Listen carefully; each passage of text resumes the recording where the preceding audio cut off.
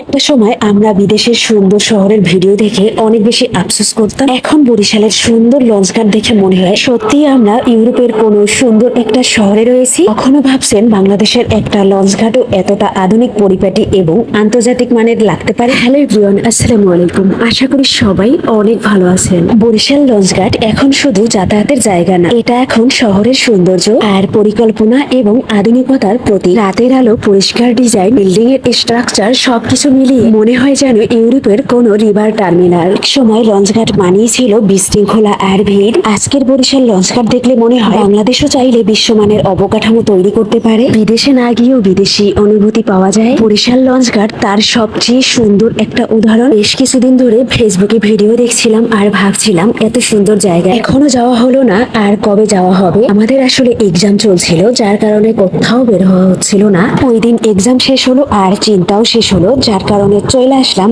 এত সুন্দর একটা জায়গায়। এখানে আসার পর ভিডিওতে যতটা সুন্দর দেখছিলাম তার থেকেও বাস্তবে আরো বেশি সুন্দর লাগছিল। সত্যি আমি বরিশাল লঞ্চঘাটের এই সুন্দর দৃশ্য দেখে মুগ্ধ। আমার প্রাণের বরিশালটা একটু একটু করে বদলে যাচ্ছে আর সুন্দর হচ্ছে। এখনো পুরোপুরি কাজ শেষ হয়নি, এখনো অনেক কাজ বাকি রয়েছে। যখন পুরোপুরি কাজ শেষ হয়ে যাবে তখন না জানি কতটা সুন্দর লাগবে। যারা বরিশালে থাকেন তারা অবশ্যই এখানে এসে ঘুরে যাবেন। আজকের ভিডিওটি এখানেই শেষ করছি, দেখা হবে নেক্সট কোনো ভিডিওতে।